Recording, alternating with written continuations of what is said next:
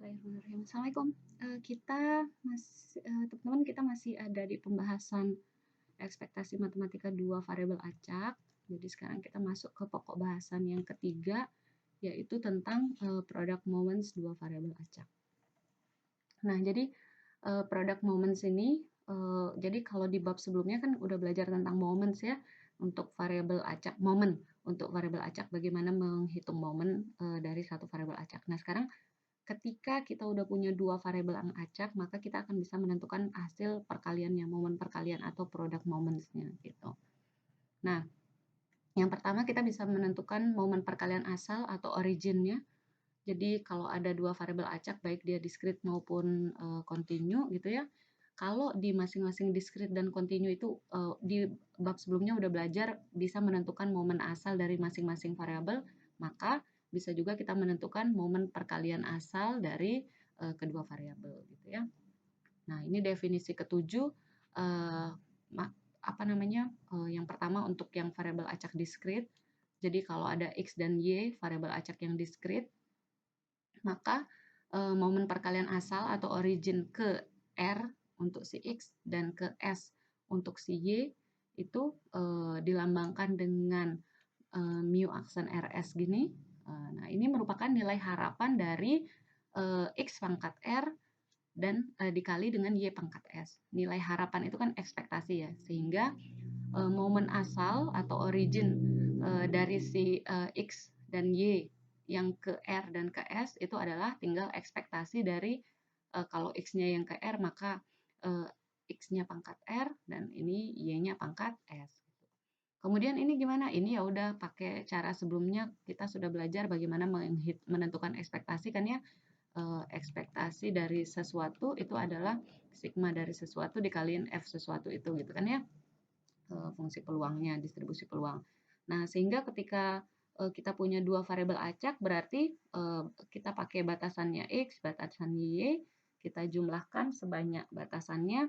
Ini adalah X pangkat R, Y pangkat S, ini adalah join PDF-nya. Join PDF dari si X dan Y. Ini discrete jadi join PF atau fungsi peluang gabungan gitu ya. Dengan R-nya itu discrete, S-nya itu discrete jalan dari 0 dan seterusnya. Sekarang gimana ketika continue? Berarti dengan cara serupa tinggal diganti sigmanya, tinggal diganti sigmanya menjadi integral dalam batasan, berarti yang ini adalah batasan X, yang ini adalah batasan Y. Gitu kan ya? Nah, yang ini apa? Pada kasus discrete, ini penjumlahannya itu meluas di semua rentang gabungan ini ya tadi ya karena double sigma rentang gabungan dari 2 variabel acak. Kemudian yang perlu diingat adalah ketika kalian mau mencari momen asal dari gabungan dari 1 0, artinya nih Y-nya pangkat 0 ya, sehingga ini sebenarnya sama dengan ekspektasi X.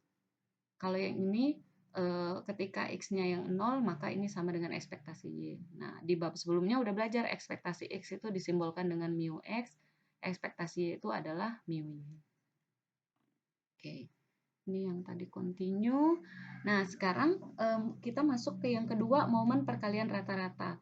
Jadi kalau yang tadi momen perkalian atau product moments origin, kalau sekarang product moments mean, about the mean gitu ya. Jadi kalau kita punya 2 variabel acak discrete ataupun continue, di mana setiap variabel itu bisa dicari momen rata-ratanya, maka kita bisa menentukan momen perkalian rata-rata dari kedua variabel. Jadi kalau di sini udah dapat mu X, mu Y, maka kita bisa akan cari mu X, Y, atau kalau ke R dan S berarti mu RS. Ya. Kalau origin tadi ada aksennya, kalau yang rata-rata nggak pakai aksen. Nah, ini kalau kalian ingat definisi 4 yang sebelumnya itu berlaku untuk satu buah variabel, maka muncullah yang analog dengan definisi 4 yaitu definisi 8 ketika kita punya variabelnya ada 2. Nah, ini. Jadi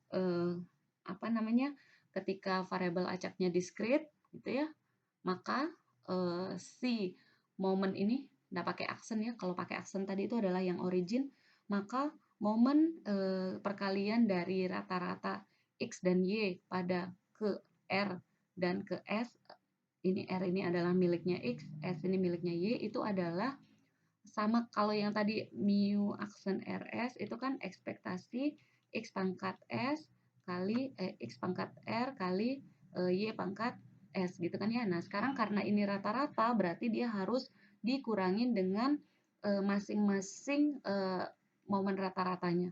Jadi harus dikurangin X min mu X dulu baru dipangkatin R, Y min mu Y dulu baru dipangkatin S. Oke?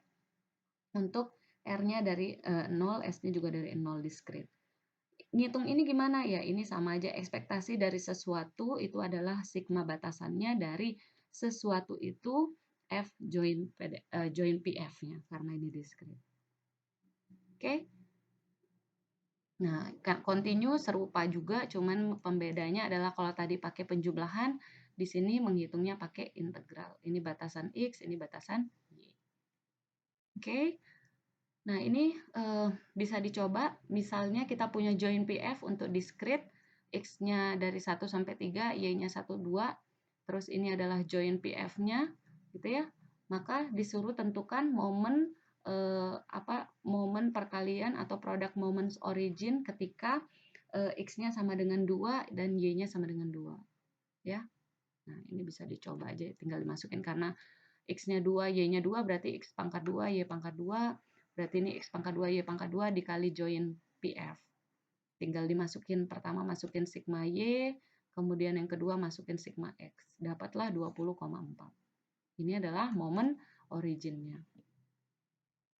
Coba yang kedua, kalau dia integral atau padat, fungsi padat peluang atau continue gitu ya, diketahui join PDF-nya ini batasan X, Y-nya. Nah, sekarang kita diminta momen ketika X-nya 2, Y-nya 2. Ya, momen asal. Nah, di sini lihat ini batasannya, jadi kita bisa pandang aja ini ya. Ini misalnya saya batasin X itu batasnya dari 0 sampai Y, gitu ya. Maka, ya, atau pakai ilustrasi gambar ini ya. Nah, di sini ketika kita batasi X-nya itu dari 0 sampai Y, maka batasannya si Y itu X itu batasannya karena integral ya, dx itu batasannya dari 0 sampai Y, maka dy ini batasannya dari 0 sampai 2. Kenapa? Karena kalau mau dibatasin X, X-nya itu pun batasannya bisa dari 0 sehingga mulai dari 0 sampai 2 Y-nya. Ini bisa diilustrasikan pakai gambar ini. Jadi ini adalah daerah yang memenuhi dari 0 kurang dari X kurang dari Y kurang dari 2. Oke, ini garis ini pembatas. Oke, ini batas ketika Y sama dengan X di sini. Ketika X kurang dari atau sama dengan Y gitu ya. Nah, sekarang berarti tinggal kita masukkan ke integralnya. Berarti ingat kalau integral karena di persamaannya itu adalah integral dari min tak hingga sampai tak hingga, sehingga kalian harus pecah dia mulai dari min tak hingga sampai, misalnya untuk X-nya ya, min tak hingga sampai 0, ditambah dari 0 sampai Y gitu, kemudian ditambah Y, kemudian ditambah dari Y sampai tak hingga. Walaupun yang ini akan menjadi 0, karena kalau lihat di sini yang hanya batasan ini yang 2, sisanya 0. Tapi tetap harus ditulis karena memang didefinisikan di join PDF-nya. Sehingga masuklah nilainya 0. Nah, sehingga di sini ini nilainya 0 join PDF-nya, ini nilainya 0 join PDF-nya, sehingga pengalinya 0, langsung 0. Jadi yang perlu diperhatikan yang ini. Gitu ya. Batasannya Y dari 0 sampai 2, batasannya X dari 0 sampai Y. Yang pertama diintegralin dulu batasannya yang X, kemudian tinggal diintegralin batasannya Y. Nanti ini di pause terus dicoba ya, cocokin, siapa tahu ada keliru.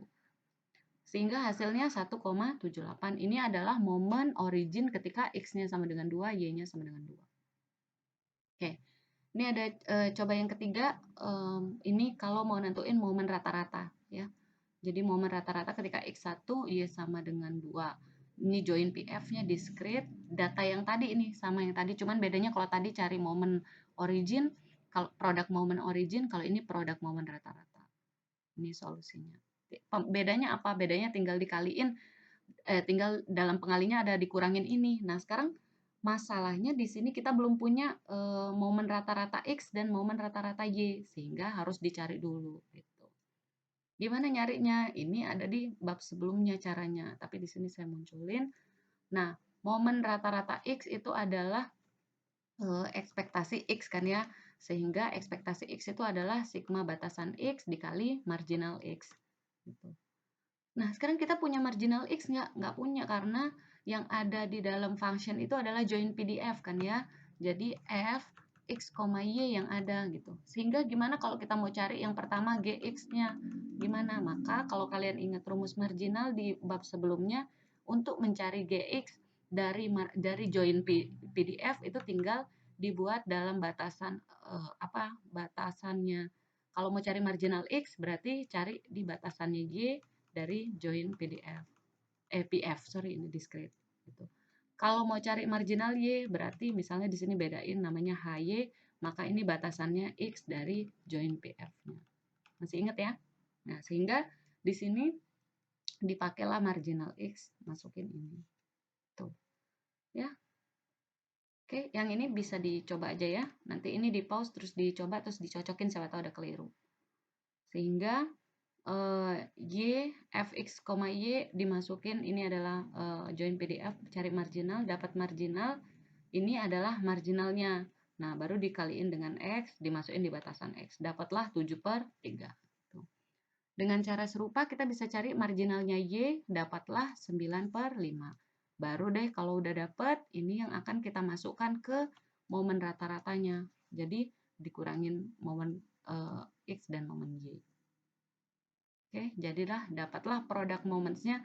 Ini dikali, kalau mau disederhanakan dulu juga bisa, terus atau kalau di sini karena batasannya X sama Y, jadi dikeluarin dulu semua batasan Y, diselesaikan. Habis itu kalau udah baru dia akan jadi konstan masuk ke dalam batasan X gitu. Ya.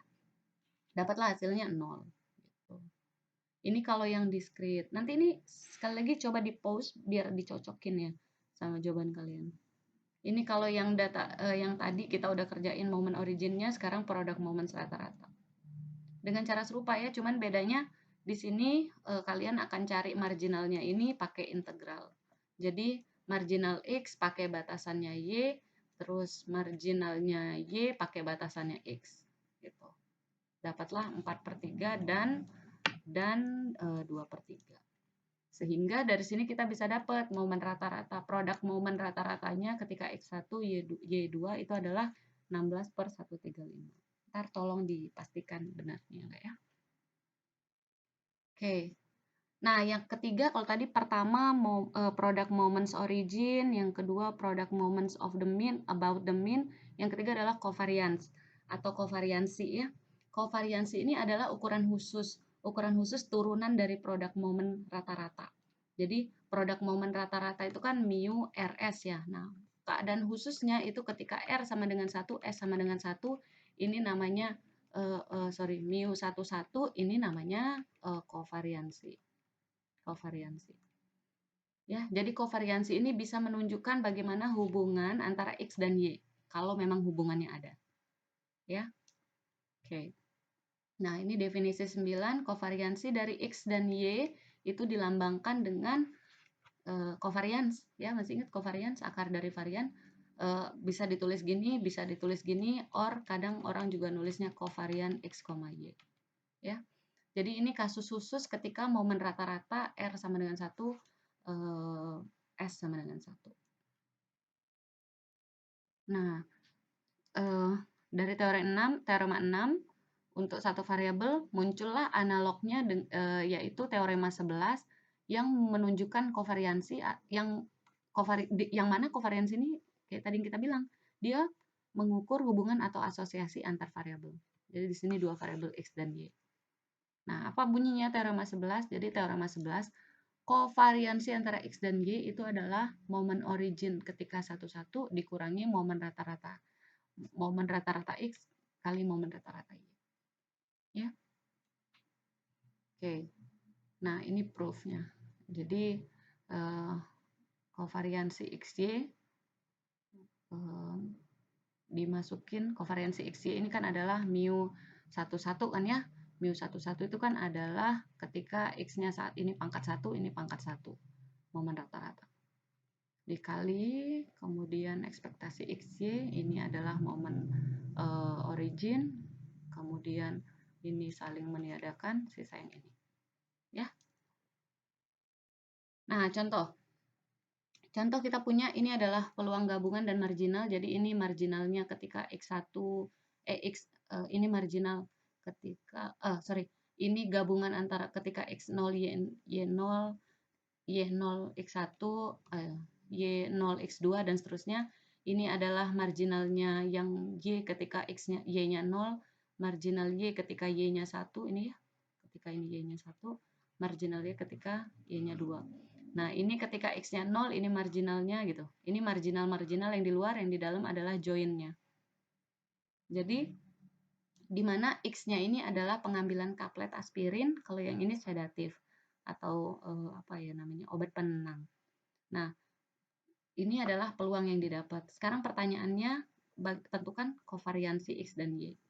Berarti tinggal cari momen rata-rata ketika X-nya 1, Y-nya 1. Tapi sebelumnya harus cari dulu momen originnya. Originnya berarti kan ekspektasi XY. Tinggal dimasukin ya. Berarti ekspektasi XY, sigma 0, X sama dengan 0 sampai 2, sigma Y sama dengan 0 sampai 2, dari XY dikali F X, Y. Berarti ketika X-nya 0, Y-nya 0, 0, 0, Fx, Y-nya 1/6, dan seterusnya. Dapatlah 1/6. Ya. Nanti kalau ada ini misalnya kecepatan, biar videonya nggak panjang pas ininya.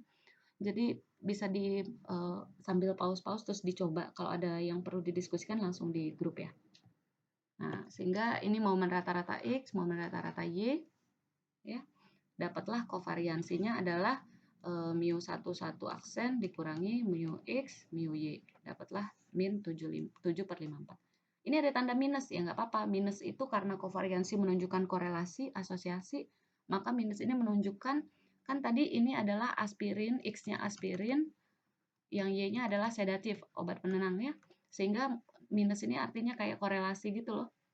Jadi ketika X-nya tinggi, maka artinya itu Y-nya rendah. Atau penjelasannya di sini, semakin banyak aspirin yang kita dapetin, maka semakin sedikit sedatif yang kita dapat. Atau sebaliknya, semakin sedikit aspirin, semakin banyak sedatif. Karena hubungannya berbanding terbalik. Ini contoh kalau yang continue, sebenarnya caranya serupa aja ya. Ini batasannya yang X sama Y. Nah, di sini perhatiin, nah, di sini X-nya itu kurang dari 0. X-nya itu lebih dari 0, Y-nya lebih dari 0, terus X tambah Y-nya itu tapi syaratnya adalah kurang dari 1. Sehingga kalian boleh pilih mana duluan. Misalnya kalau di contoh ini dia memisalkan si batasannya Y itu adalah dari 0 sampai 1 min X. Sehingga di sini bisa dibuat Y itu kurang dari 1 min X. Sehingga batasannya Y lebih dari 0 tapi kurang dari 1 min X. Maka dy-nya itu dari 0 sampai 1 min X. Tapi kalau yang X, X-nya itu sampai 1. Dari kalau dx itu dari 0 sampai 1. Kenapa? Karena apa namanya? Ketika y-nya itu nilainya dekat dengan 0 gitu ya. Y-nya lebih dari 0, maka X-nya itu kurang dari 1. Makanya batasannya dari X dari 0 sampai 1 gitu ya. Nah, ini caranya serupa aja ya, nentuin momen-momen. Kemudian dapatlah kovariansi. Oke, ini contoh yang kelima bisa dicoba. Contoh yang keenam bisa dicoba. Nah, teorema yang selanjutnya adalah independen. Ini akibat aja ya.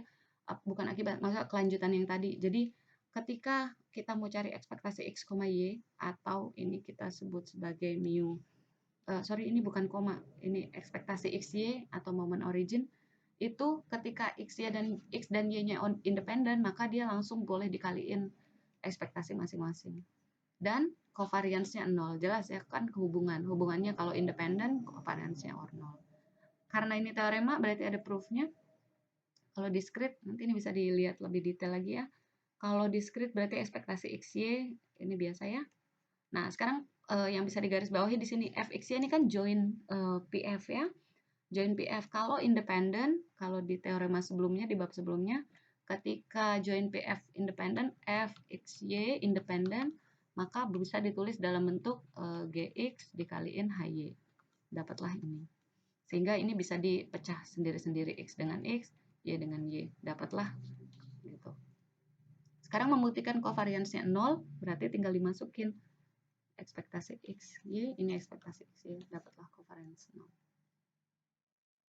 Nah, sekarang ada yang menarik bahwa kalau dia independen maka kovariannya 0, tapi kalau kovariannya 0 itu tidak mesti independen. Kalau independen pasti kovarian 0, tapi kalau kovarian 0 bukan berarti itu independen. Ini ada contoh yang membuktikan itu, ya. Nanti bisa dilihat. Jadi dia buktiin bahwa ternyata dapat kovariannya 0 tapi dia tidak independen. Independen itu kan artinya fx, y itu adalah fx kali hy gitu ya. Nah, ketika kita ambil salah satu titik ketika x-nya min 1, ternyata ini ada contoh penangkal. Hasilnya tidak sama, berarti dia tidak independen. Jadi kita punya kovarian 0 tapi ternyata nggak independen gitu. Tapi kalau independen udah pasti kovarian 0.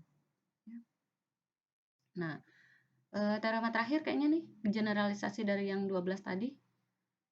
Jadi kalau tadi 2, kalau sekarang sebanyak n, berarti ketika semua mereka independen, maka mereka bisa dipecah jadi perkalian masing-masing. Sorry, ini 2, ini n. Ya. Oke, jangan lupa dicoba-coba latihannya ya. Nanti kita diskusi di grup kalau ada pertanyaan. Semangat, Assalamualaikum.